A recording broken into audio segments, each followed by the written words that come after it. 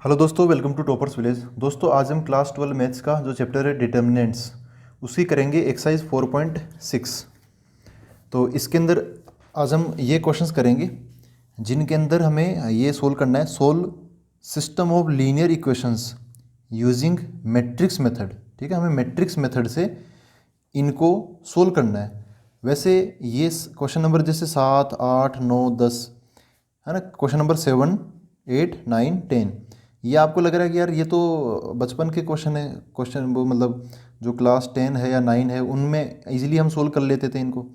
तो वही है ना, ऑब्वियसली वही बात है, इनको सोल्व ही करना हमें। जैसे वहाँ पर कैसे करते थे, सब्सटीट्यूशन विद मतलब मेथड से या फिर एलिमिनेशन से, है ना। वाई का कोऑफिशिएंट सेम बना के कट कर दिया या एक्स का कर दिया या एक जगह से एक्स उठा के दूसरे में रख दिया, है ना। तो वही चीज़ें हैं, लेकिन इस बार हमें कैसे करना है, मैट्रिक्स मेथड यूज़ करके करना है। तो मैट्रिक्स मेथड यूज़ करके देखो कैसे करेंगे, वो आज हम डिस्कस करेंगे। क्योंकि हमने मैट्रिक्स पढ़ लिया है, मैट्रिक्स का सोल पर्पज़ यही था, इक्वेशंस को सोल्व करना। आज के ज़माने में तो उसका काफ़ी ज़्यादा एप्लीकेशन हो गया, लेकिन जब सबसे पहले मैट्रिक्स की मतलब मैट्रिक्स बनाया ना किसी ने या डिटर्मिनेंट जब सोचा, तो इन्हीं इक्वेशंस को सोल्व करने के लिए, इनको आसानी से सोल्व करने के लिए बनाया था। ठीक है, तो आज हम वही देखते हैं कि इसको कैसे सोल्व किया जाए। तो क्वेश्चन नंबर 7 से लेके 10 तक है ना, 7 से 10 इनके अंदर तो दो इक्वेशन दो वेरिएबल है। और क्वेश्चन नंबर 11, 12, 13, 14 इन चार क्वेश्चंस के अंदर तीन इक्वेशन तीन वेरिएबल है। तो हम क्या करेंगे, सारे क्वेश्चन नहीं करेंगे, सबका कंसेप्ट एक ही है, सेम टू सेम करते रहो करते रहो। उससे बढ़िया कि हम क्या करेंगे, एक तो दो इक्वेशन दो वेरिएबल वाला कोई क्वेश्चन ले लेंगे, एक तीन इक्वेशन तीन वेरिएबल का ले लेंगे। तो स्टार्टिंग का ही ले लेते हैं, दो इक्वेशन दो वेरिएबल में क्वेश्चन नंबर 7 उठा लेते हैं और तीन इक्वेशन तीन वेरिएबल में क्वेश्चन नंबर 11 उठा लेते हैं। तो क्वेश्चन नंबर 7 और 11 ये दोनों आज हम अटेम्प्ट कर लेते हैं। तो दोस्तों क्वेश्चन नंबर 7 मैंने लिख लिया है, इसमें सोल्व यूजिंग मैट्रिक्स मेथड, ये इक्वेशंस मैंने लिख लिए हैं। तो कंसेप्ट भी अभी समझ लेते हैं कि मैट्रिक्स मेथड से हम कैसे सोल्व करते हैं। देखो, मैट्रिक्स मेथड का नाम ले रखा तो हमें मैट्रिक्स को कुछ न कुछ तरीके से यूज़ में लेना पड़ेगा। अगर ये इक्वेशंस लिखी हुई है तो आपका इसके बारे में क्या ख्याल है, मैं इसको अगर ऐसे लिखूं तो कि ये जो देखो x और y है ना, ये दोनों के अंदर है, ये बात तो मान रहे हो ना, x और y दोनों के अंदर है। तो x और y को अलग अलग लिखने के बजाय मैट्रिक्स में भी हमने ऐसे क्वेश्चन किए थे, कुछ वो थे ना प्रॉफिट वाले, कि इतने पैसे 30,000 के इतने दो टुकड़े कर दिए, फिर कुछ पैसे दे दिए 5% पे, कुछ पैसे दे दिए 7% पे, तो फाइनल इंटरेस्ट ऐसा है। ऐसा कुछ क्वेश्चन थे मैट्रिक्स वाले चैप्टर में। वैसे ये है एक्स और वाई की ना, आप अलग ही वो बना लो मैट्रिक्स। देखो, हम इस क्वेश्चन को, इन इक्वेशंस को इस फॉर्मेट में डाल सकते हैं। ये 2/2 की मैट्रिक्स है, ये 2/1 की, और ये भी 2/1 की। पॉसिबल भी है multiplication, something into something equal to ये समथिंग आ गया। अब कैसे कैसे करेंगे, यहाँ पे जो कॉन्स्टेंट्स दिख रहे हैं ना आपको, कॉन्स्टेंट्स इनके कोफिशिएंट, एक्स का कोफिशिएंट 5, एक्स का 7, इधर एक वाई का 2 है, इधर वाई का 3 है। तो इनको तो हम यहाँ पे लिख लेंगे 5, 2। ये जो फर्स्ट रो है ये फर्स्ट इक्वेशन के कोफिशिएंट आ गए। सेकंड रो में सेकंड इक्वेशन के कोफिशिएंट आएंगे, और वो भी उसी ऑर्डर में। जैसे 5 है ना, ये एक्स का है, 2 वाई का है, तो एक्स वाला हमने पहले रखा है, इधर भी एक्स वाला पहले रखेंगे। तो 7x है तो 7 आ जाएगा, 3y तो 3 आ जाएगा। ऐसे हो गया। अब LHS में 5, 2, 7, 3 के अलावा और भी चीज़ें हैं, वो क्या है, x और y। तो उनको हम x और y यहाँ पे लिख लेंगे। देखो ये सही है, आप x और y को ऐसे वर्टिकली लिखना, हॉरिजॉन्टली मत लिखना, नहीं तो फिर मल्टीप्लिकेशन पॉसिबल ही नहीं होगा। आप हॉरिजॉन्टली लिख दोगे तो उसका जो साइज होगा वो हो जाएगा 1/2। अब 2/2 का 1/2 वाले से थोड़ी मल्टीप्लाई होगा, 2/2 का तो 2/1 वाले से होगा मल्टीप्लाई, क्योंकि इसका लास्ट वाला नंबर और इसका पहला वाला नंबर सेम होना चाहिए, है ना। इनको सोल्व करने से आंसर किस ऑर्डर का मिलेगा, मतलब मैट्रिक्स का ऑर्डर क्या होगा आंसर वाली का। तो इधर क्या बच गया 2, इधर क्या बच गया 1। तो ये 2 और 1 ही मिलकर रिजल्टेंट मैट्रिक्स का ऑर्डर बनाते हैं 2/1। इधर की तरफ क्या आएगा, ये RHS में क्या दिख रहा है 4, 5, तो RHS वाली इस मैट्रिक्स का भी ऑर्डर क्या हो जाएगा 4, 5 हो जाएगा। ठीक है, तो हम इसको इसमें इजीली डाल सकते हैं। इसको सोल्व करोगे तो ये मिल जाएगा। अच्छा कैसे, हाँ कैसे मिलेगा, इस रो को इस कॉलम से मल्टीप्लाई करोगे तो 5x प्लस 2y, यही तो है, देखो 5x प्लस 2y। ठीक है, ऐसा सोल्व करके वो 4 के बराबर होगा, तो इक्वल टू 4। ऐसे अब सेकेंड रो को फर्स्ट कॉलम से एक ही कॉलम उससे करेंगे, तो 7x प्लस 3y बराबर 5, तो 7x प्लस 3y बराबर 5 हो गया ना। तो दो इक्वेशंस थी, उनको हमने मैट्रिक्स में एक ही इक्वेशन से समझ लिया। ऐसे तीन इक्वेशन भी होती है, उसको भी मैट्रिक्स की एक ही बना देते हैं। ऐसे 4 5 6 कितने भी वेरिएबल की कितने भी इक्वेशंस हो, उनको हम मैट्रिक्स के तौर पे लिखेंगे तो एक ही इक्वेशन में निपटा देंगे। और कंप्यूटर जैसी चीज़ों को आसान होता है ये मैट्रिक्स को सोल्व करना। तो ये अब इसको ना थोड़ा नाम दे देते हैं हम, थोड़ा बार बार ये इतना बड़ा नहीं लिखेंगे। इसको मैं बोल देता हूँ, ये जो मैट्रिक्स है ना ये, इसको बोल देता हूँ मैं ए इंटू, ये वेरिएबल वाली है तो वेरिएबल जैसा नाम दे देते हैं एक्स बराबर, ये कांस्टेंट है तो इसको कांस्टेंट वाला नाम दे देते बी। तो ये फॉर्मेट क्या हो गया, ऐसा हो गया ए एक्स बराबर बी। ठीक है, एक्स मतलब वेरिएबल वाले मैट्रिक्स, ए मतलब कोफिशिएंट है ना इनके 5 2 7 3 ये मैट्रिक्स, बी मतलब जो RHS है वो वाले मैट्रिक्स। अब हमें आफ्टर ऑल करना क्या है, सोल्व करना है। सोल्व करने का मतलब क्या है कि हमें वेरिएबल का आंसर बताना है। हम चाहते हैं कि यहाँ पे एक्स की वैल्यू आ जाए और वाई की वैल्यू आ जाए, यही तो चाहते हैं अल्टीमेटली। तो हमें क्या है कि सोल्व करने का मतलब क्या है कि ये जो एक्स है ना, एक्स कैपिटल एक्स, ये वाले मैट्रिक्स चाहिए। अब ये वाली मैट्रिक्स कैसे मिलेगी, देखो ए एक्स बराबर बी, हम चाहते हैं कि कैपिटल एक्स आ जाए, तो हम क्या करेंगे, दोनों तरफ ए इनवर्स से मल्टीप्लाई कर देंगे। क्योंकि अभी क्या है, एक्स के बगल में कौन बैठा हुआ, ए, हम चाहते हैं कि यार ये ए ना आए, बस ये एक्स मिल जाए हमें कैसे न कैसे करके। तो ये एक्स कैसे निकालेंगे, अब ये तो मैट्रिक्स है, एक्स के बगल में कौन बैठी है, मैट्रिक्स ए।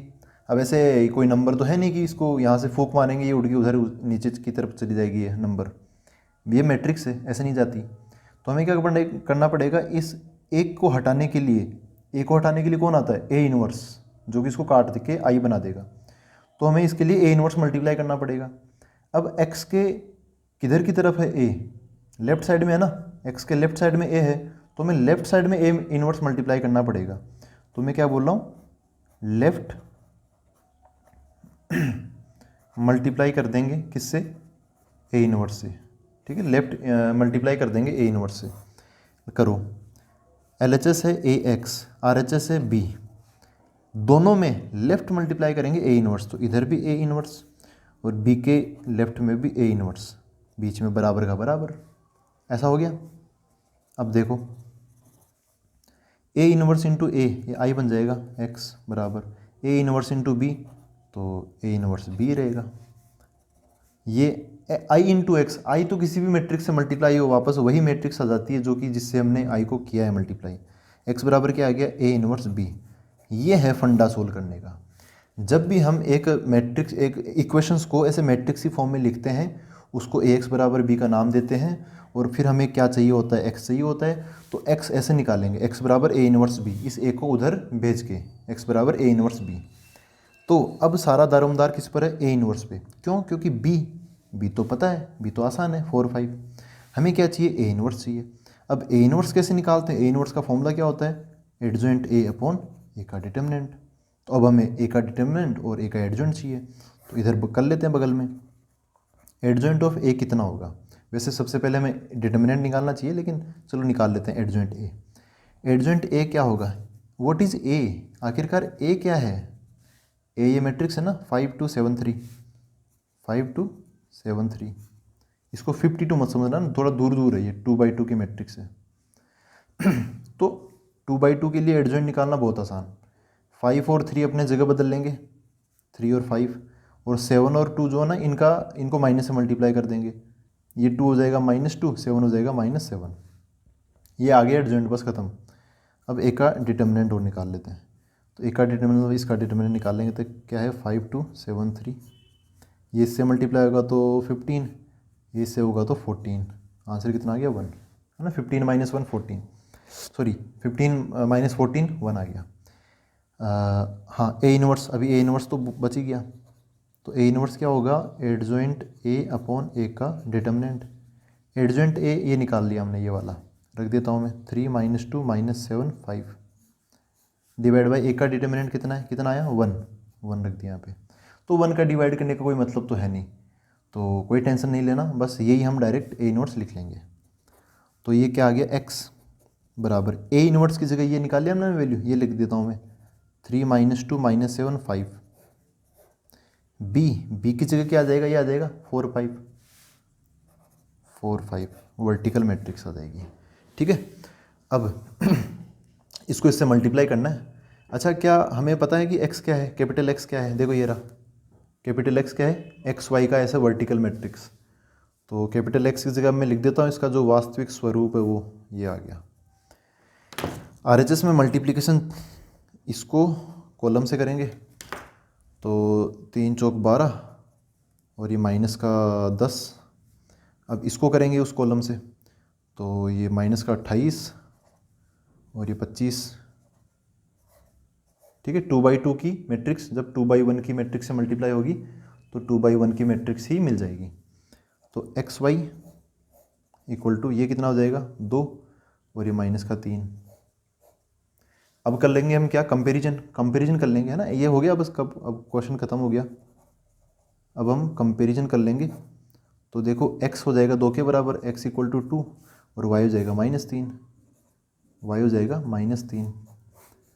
ठीक है, तो अब आप बोलोगे कि यार ये इतना सा छोटा सा क्वेश्चन था, इतना सा, इसको हमने वैसे ही कर लेते हैं 10th क्लास वाले तरीके से। लेकिन बात ये है कि 10th क्लास वाला तरीका जो होता है ना सब्सटीट्यूशन या एलिमिनेशन मेथड, वो 2 इक्वेशंस के लिए या फिर ज़्यादा से ज़्यादा 3 इक्वेशंस के लिए आसान लगता है।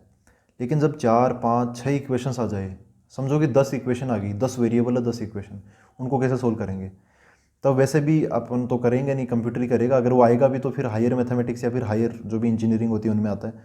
तो उस केस में हम वो सारा डेटा कंप्यूटर में फीड करते हैं। कंप्यूटर कैसे काम करता है, इस मैट्रिक्स मेथड के अकॉर्डिंग। ठीक है, तो अब हम आगे का क्वेश्चन देखते हैं। अब ये 2/2 का देख लिया ना, मतलब 2 इक्वेशन 2 वेरिएबल। अब हम 3 इक्वेशन 3 वेरिएबल का क्वेश्चन नंबर 11 उठा लेते हैं। दोस्तों ये है क्वेश्चन नंबर 11। तो 3/3 का आ गया। इसको देखो सोल्व करने से पहले थोड़ा डेटा को अगर हम आसान बना ले तो कोई दिक्कत नहीं होगी ना। मतलब मैं ये कहना चाह रहा हूँ कि ये 3/2 का ये जो बाई 2 है ना वो इधर भेज दूँ। लेकिन वैसे तो हम फाइनली क्या करते हैं, कंपैरिजन करते हैं, तो आई थिंक कोई दिक्कत नहीं होगी। हम डायरेक्ट ऐसे रहने देते हैं, कोई प्रॉब्लम नहीं है ना, नो प्रॉब्लम। हाँ, एक काम कर लेते हैं कि देखो इधर एक्स का कोएफिशिएंट कुछ नहीं है यार, मतलब तीसरी इक्वेशन है ना उसमें 3y - 5z है, तो x रहा तो होगा लेकिन उसका जो कोएफिशिएंट है वो 0 रहा होगा, 0 × x। मैं यहाँ पे 0 जोड़ देता हूँ तो ये 0 × x हो गया, कोई फ़र्क पड़ा नहीं और अपना काम भी हो गया। तो अब ये जो भी सिस्टम है ना, इसको हम मैट्रिक्स की फॉर्म में कैसे लिखेंगे? तो इस बार देखो 3 वेरिएबल x y z और तीनों के ही 3 कोएफिशिएंट होंगे, 3 इक्वेशन है। तो सबसे पहले हम यहाँ पे कोएफिशिएंट्स की मैट्रिक्स लिखेंगे, बाद में वेरिएबल्स की मैट्रिक्स लिखेंगे, फिर इक्वल टू जो RHS है उसकी मैट्रिक्स RHS में आ जाएगी। और ये जो मैट्रिक्स है वो A कहलाएगी, AX = B। इस A में क्या आएंगे, कोएफिशिएंट्स आएंगे। तो लिख लेते हैं कोएफिशिएंट। इक्वेशन 1 के क्या है, x y z के कोएफिशिएंट 2 1 और 1, 2 1 1। इक्वेशन 2 के 1 x का है 1, y का है -2 और z का है -1, तो 1 - 2 -1। और इक्वेशन 3 के क्या है 0 3 -5, 0 3 -5, ये 1 है। यहाँ पर क्या आएंगे, LHS में x y z भी है तो वो ऐसे खड़े आ जाएंगे x y z ऐसे। और RHS में 1 3/2 और 9 है, 1 3/2 एंड 9, ये हो गया। ठीक है, तो ये क्या हो गया, A × x = B। ये फॉर्मेट में हमने इनको डाल लिया। ये क्या है अपना A, ये है x और ये क्या है B। तो अब इसका सॉल्यूशन कैसे निकालेंगे, इसका सॉल्यूशन हम ऐसे निकालेंगे, x बराबर ये A, मतलब A इन्वर्स से दोनों तरफ मल्टीप्लाई करेंगे तो A इन्वर्स × B आ जाएगा। ठीक है, और ये अपना क्या हो जाएगा, सॉल्यूशन हो जाएगा। लास्ट में कंपैरिजन कर लेते हैं, इसको वापस में लिख दूंगा x y z ऐसे, तो x किसके बराबर है, y z ऐसे किसके बराबर, आ जाएगा सॉल्यूशन, यहीं से आ जाएगा। लेकिन इसमें एक दिक्कत है कि हमें क्या चाहिए, A इन्वर्स। अब A इन्वर्स का फॉर्मूला क्या होगा, एडजॉइंट A बटा A का डिटर्मिनेंट।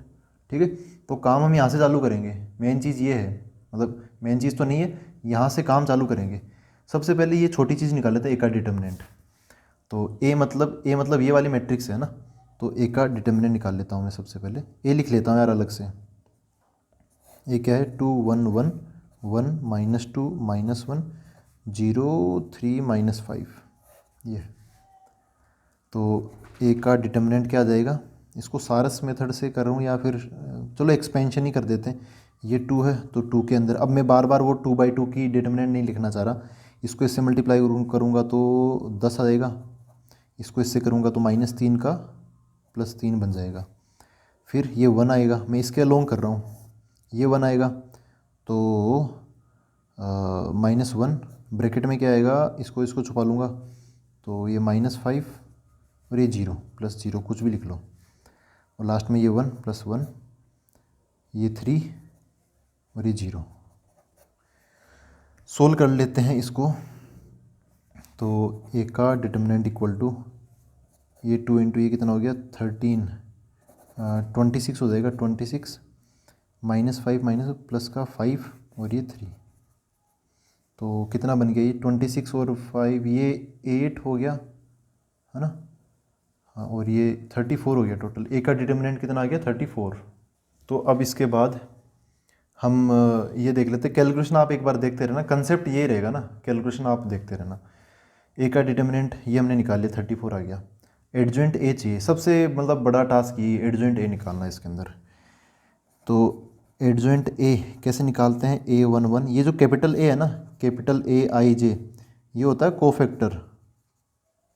कैसे निकालते हैं, -1 की पावर I + J और यहाँ पे 1 2 3 4 यहाँ पे 2/2 का एक डिटर्मिनेंट आएगा, इसको क्या बोलते हैं माइनर। तो कोफैक्टर माइनर वाले लेक्चर में हमने ये सारा कवर किया था। हम यहाँ पर थोड़ा फास्ट करने की कोशिश करेंगे क्योंकि एडजॉइंट भी हम निकालना पहले सीख चुके हैं। A11 A12 A13 A21 A22 A23 A31 A32 A33 और इसका ट्रांसपोज। ठीक है, अब ये A11 जैसे मैं A11 और A12 निकालना बता देता हूँ, फिर बाद में बाकी सारे मैं खुद ही निकाल के यहाँ पे रख दूँगा।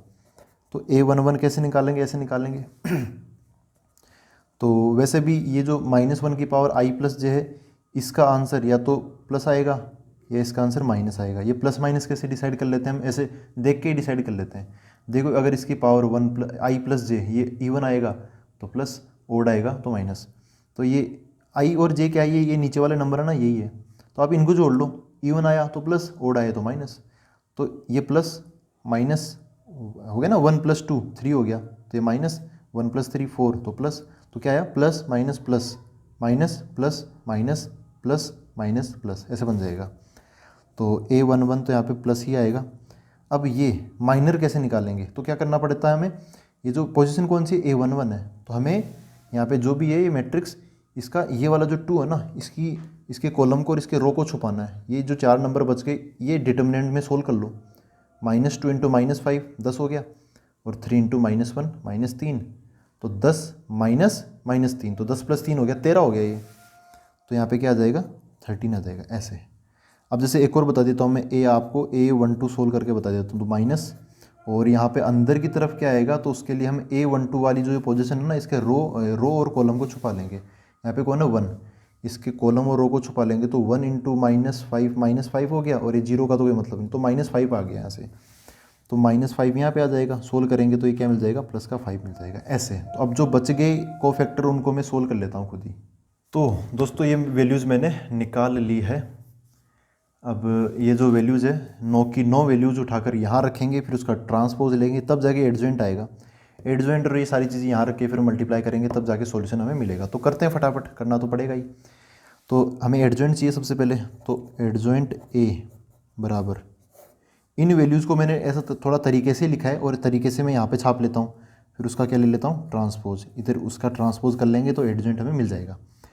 तो 13 5 3 8 -10 -6 8 -10 -6। यहाँ पर देखो दोस्तों कुछ गड़बड़ भी हो सकती है ना, अगर कोई कैलकुलेशन मिस्टेक हो जाए तो माफ़ कर देना यार, हो जाती है। 1 3 -5 1 3 -5, और इसका ट्रांसपोज ले लेंगे तो 13 5 3 8 -6 -10 -6 8 -10 -6 1 3 -5 1 3 -5, ठीक है ना। सिली मिस्टेक भी हो सकती है इधर उधर कुछ प्लस माइनस का, तो आप एक बार देख लेना। मैं अपने हिसाब से थोड़ा सटीक और फास्ट करने की कोशिश कर रहा हूँ। तो एडजॉइंट A आ गया, एडजॉइंट A आ गया। A का डिटर्मिनेंट हमने ये निकाला था 34, ये आ गया, ये दोनों यहाँ पे रख देते हैं, और यहीं क्यों, डायरेक्ट इसी पे चलते हैं ना, यहीं पे रख देते हैं डायरेक्ट। तो x बराबर a इनवर्स b, यहाँ से मैं अगले पेज में शुरुआत करता हूँ। तो ये हुआ अपना x बराबर a इनवर्स b, x बराबर a इनवर्स क्या है, एडजेंट a अपॉन a का डिटर्मिनेंट इंटू b। तो एडजेंट a क्या है, एक मैट्रिक्स डिवाइड बाई a का डिटर्मिनेंट क्या है, कितना आया था पिछले पेज पे 34, तो ये 34 मल्टीप्लाई बाई b तो एक मैट्रिक्स है यार, है ना, b तो ये RHS वाली मैट्रिक्स है, ये था ना 1/3/2 9, ये रहा 1/3/2 9, यही अपनी b मैट्रिक्स है। तो यहाँ पे आ जाएगा क्या 1/3/2 9, ठीक है। इनमें से ये मैट्रिक्स है, ये मैट्रिक्स है, ये आपस में मल्टीप्लाई होगी। ये एक नंबर है, इस नंबर को थोड़ी देर हम मतलब सामने रख लेते हैं, है ना, आगे की तरफ, नीचे की तरफ है, तो क्या आ जाएगा x बराबर 1/34, और इनको मल्टीप्लाई करके तो लिखें। तो पहले मेरे को यहाँ पर ये फिल करना पड़ेगा, ये जो मैट्रिक्स है ना ये फिल कर लेता हूँ मैं। तो ये जो एडजॉइंट ए वाली ये मैट्रिक्स है ना, इसको मैं उधर लिख लेता हूँ और फिर सोल्व करते हैं फिर। तो एडजॉइंट ए की वैल्यू मैंने लिख ली है, अब इसको बस सोल्व करना है। ये सबसे थोड़ा मतलब ये लास्ट काम है जो कि थोड़ा बड़ा हो सकता है। तो क्या आएगा देखो, इसका ऑर्डर है 3/3, इसका ऑर्डर है 3/1, है ना 3/1। तो ये 3 तो सेम है, तो आंसर का जो मैट्रिक्स होगा, आंसर मैट्रिक्स जो होगी ना उसका जो ऑर्डर होगा वो क्या होगा 3/1 का होगा। तो यहाँ पर मैं 3/1 की एक जगह बना लेते हैं, लेकिन अभी बंद नहीं करते हैं, यहाँ पे थोड़ी कैलकुलेशन होगी। 13 × 1 13, 8 × 3/2, तो 8 का तो आधा तो 3/2, तो ये आधा कर लेगा ना इसका, 3 इसको काटेगा तो 4, 4 × 12, फिर 1 और 9 9 बन जाएगा, मल्टीप्लाई होके 9 है ना, मल्टीप्लाई कर रहा हूँ मैं। अब उसके नीचे लिखेंगे, इतनी बनेगी ये 3/1 की मैट्रिक्स। 5 1 5 -10, तो -5 × 3 -15, 3 9 जा 27। अब 3 × 1 3, -6 × 3/2, माइनस का 9, दूर दूर थोड़ा मतलब पास पास ही है, और -5 4 9 से मल्टीप्लाई -45 ये बन जाएगा, ठीक है। अब इनको हम सोल्व कर लेते हैं, और तो 1/34, ये कितना हो गया 13 और 12 25, और 9 कितना हो जाएगा 34 हो जाएगा, और ये 5 और -15, ये माइनस का 10 हो गया, माइनस का 10, और ये तो 17 ही हो गया, ये -54 और 3 -51 ऐसे बन गया। अब ये 3/1 की मैट्रिक्स, अब ऑर्डर लिखने की ज़रूरत नहीं है। अब देखो, अब वो टाइम आ गया कि हम x का जो वास्तविक स्वरूप है ना वो वापस लिख दें। कैपिटल X का मतलब क्या है, एक मैट्रिक्स जिसके एलिमेंट कौन है x y z ऐसे वर्टिकली। तो x की जगह मैं मैट्रिक्स लिख देता हूँ x small y small z, ठीक है। ये जो 1/34 है इसको अंदर भेज देता हूँ, क्योंकि ये डिवाइड कर भी सकता है। तो क्या होगा, ये 34 जाके सभी में डिवाइड हो जाएगा। तो पहला नंबर 34/34 1, 17/34 1/2, है ना। फिर 51 / 34, तो 17 × 51, 17 दूनी 34, तो 3/2 आ जाएगा, माइनस का 3/2 आ जाएगा, ठीक है। तो अभी भी आप कैलकुलेशन देखते रहना यार, हो सकता है कोई गड़बड़ हो जाए, हो सकता ना हो गड़बड़। तो अब ये ना, ये दोनों इक्वल मैट्रिक्स है, ये तो मैट्रिक्स का क्वेश्चन हो गया। तो अब यहाँ पे क्या कर लेंगे हम, कंपैरिजन कर लेंगे। कंपैरिजन करके देखो, पहला नंबर पहले के बराबर, तो x बराबर क्या आना चाहिए 1, y बराबर 1/2, तो y बराबर 1/2 आना चाहिए, और z बराबर -3/2, तो z बराबर -3/2 आना चाहिए, ठीक है। तो ऐसे हम करते हैं 3 वेरिएबल वाली जो सिस्टम होता है ना उसको सोल्व यूजिंग मैट्रिक्स मेथड, ठीक है। आई होप आपको इससे मदद मिली है। अब मिलते हैं हम अगले वीडियो के अंदर। Thank you very much.